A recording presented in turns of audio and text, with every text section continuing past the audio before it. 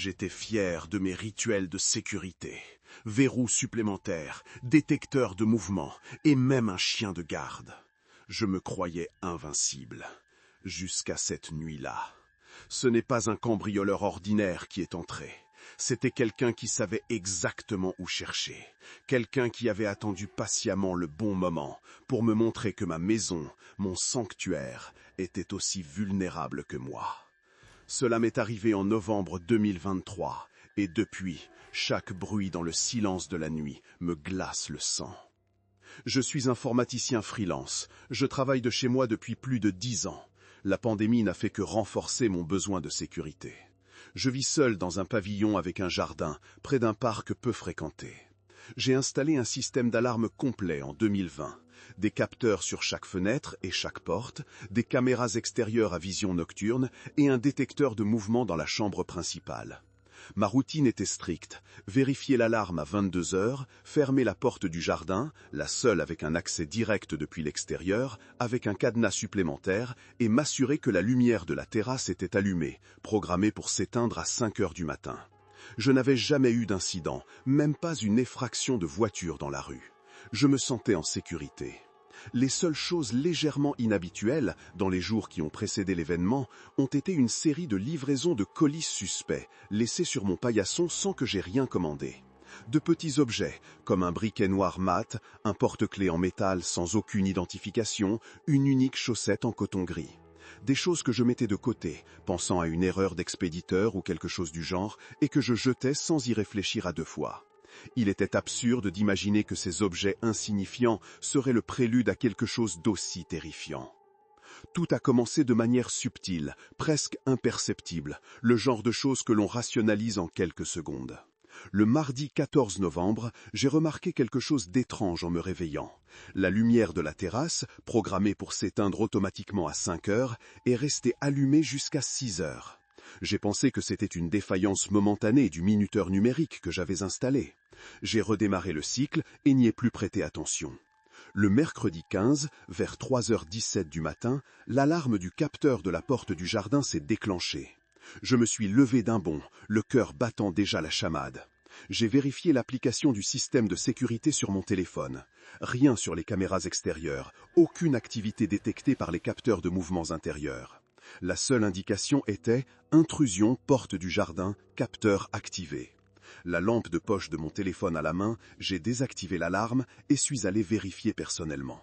La porte était verrouillée, le cadenas supplémentaire que j'avais placé sur le loquet d'origine était intact, le verrou intérieur bien en place. Rien n'avait bougé, aucun signe d'effraction. La seule chose anormale était une légère mais distincte odeur de terre humide venant de l'extérieur, bien qu'il n'ait pas plu depuis 48 heures. Dans la nuit du jeudi 16 novembre, la terreur a commencé à s'installer pour de bon. Il était 2h58 quand l'alarme s'est de nouveau déclenchée. Le même capteur, la même porte du jardin.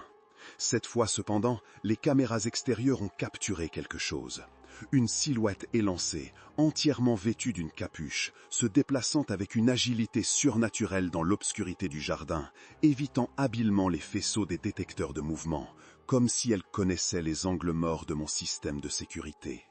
La silhouette a disparu avant que je puisse enregistrer le moindre détail, mais le sentiment était clair. Ce n'était pas un cambrioleur ordinaire cherchant une opportunité. Cela ressemblait à quelqu'un qui savait exactement où il était, quelqu'un qui avait étudié ma maison, mes horaires, mes points faibles. Un frisson a parcouru mon échine. Il semblait que cette personne n'essayait pas seulement d'entrer, mais me démontrer qu'elle me connaissait déjà. C'était le vendredi 17 novembre et la tension accumulée m'épuisait. J'ai essayé de me convaincre que tout n'était qu'une étrange coïncidence, que l'alarme avait un défaut, que les caméras fonctionnaient mal. J'ai décidé que, pour en avoir le cœur net, je passerais la nuit blanche à tout surveiller. À 3h07, l'alarme a retenti. Encore, le même capteur, le même endroit. Mon cœur s'est emballé, mais cette fois, ce n'était pas seulement de la peur, c'était une rage froide. J'ai pris mon téléphone, ouvert l'application des caméras et j'ai vu. La silhouette était là, plus proche, devant la porte du jardin elle-même. Cette fois, plus d'agilité dissimulée. C'était une présence menaçante, patiente. La silhouette a commencé à forcer la porte. Le métal grinçait. Les capteurs émettaient un son d'alerte aigu et constant. J'étais paralysé, non par la peur, mais par une incrédulité choquante. À travers la petite fente du rideau de la fenêtre du salon, la faible lumière de la rue éclairait la scène. La silhouette n'était ni grande ni musclée, mais ses mouvements étaient déterminés. Je voyais ses mains maintenant, gantées, testant le cadenas supplémentaire. Puis, la porte a cédé avec un claquement brutal. La silhouette est entrée. Elle n'a pas couru, n'a pas crié. Elle a marché, lentement, en direction du salon. J'ai reculé, trébuchant sur mes propres pieds, mon corps en état de choc absolu. Mon esprit, autrefois concentré sur les systèmes et la logique, ne traitait plus que l'instinct de survie pur. J'ai attrapé ce qui était le plus proche, une lourde lampe en métal. La silhouette est entrée dans le salon. La faible lumière se reflétait sur sa capuche. Impossible de voir le visage, mais j'ai pu voir quelque chose, briller.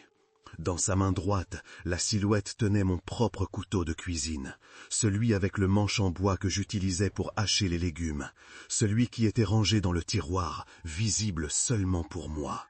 Comment savait-elle où il était? Comment l'avait-elle pris? L'air est devenu lourd, chargé d'une odeur que je reconnaissais maintenant. De la terre humide mêlée à quelque chose de métallique, presque comme du sang. La silhouette s'est arrêtée à quelques mètres de moi. Elle a fait un pas en avant. Le couteau, qui semblait auparavant n'être qu'un outil, était maintenant une extension menaçante de son intention. La voix, murmurée mais claire, a résonné dans ma gorge. Tu n'aurais pas dû fermer la porte à clé. Et puis, la silhouette a levé le couteau, et j'ai senti une douleur aiguë et lancinante dans mon bras gauche, comme si quelque chose y avait été planté avec force. C'était mon propre porte-clés, celui que j'avais reçu des semaines plus tôt, accroché au manche du couteau, un rappel macabre que ma fin était planifiée. La douleur m'a fait lâcher la lampe. L'instinct de fuite, tardif et désespéré, a pris le dessus. La vision brouillée par l'adrénaline et le sang qui coulait, j'ai ouvert la porte du salon et j'ai couru vers la porte d'entrée, ma seule issue visible. J'ai trébuché sur le tapis, j'ai failli tomber, mais le son de la silhouette se déplaçant derrière moi m'a propulsé. J'ai tourné la clé, ouvert la porte et me suis jeté dans la rue froide. J'ai couru sans but, sans réfléchir, fuyant simplement. La lumière de l'aube commençait à éclaircir le ciel quand je suis arrivé dans une rue plus passante, haletant, la chemise trempée de sang. Un automobiliste qui se rendait au travail s'est arrêté, effrayé, et m'a conduit à l'hôpital le plus proche. Au commissariat, j'ai tout raconté. J'ai été accueilli avec scepticisme. Vous êtes sûr que c'était une effraction, pas un simple vol qui a mal tourné? A demandé l'inspecteur, le visage fatigué. J'ai montré le couteau que j'avais gardé, le porte-clés toujours accroché au manche. « Ça a pu être mis là exprès », a-t-il répondu, sans me regarder dans les yeux. L'hôpital a confirmé la blessure à mon bras, une lacération profonde, comme si quelque chose de pointu et de lourd y avait été enfoncé. Mais sans empreinte digitale, sans l'intrus capturé, l'enquête a été rapidement classée comme vandalisme avec tentative de vol. En cherchant en ligne, j'ai découvert d'autres récits similaires dans la région, racontés sur des forums obscurs, des colis mystérieux livrés, des lumières qui restaient allumées, des capteurs d'alarme se déclenchant sans raison apparente, toujours suivis d'une visite troublante. Aucun agresseur arrêté, aucune résolution. Les gens déménageaient, changeaient de ville ou vivaient simplement avec la peur.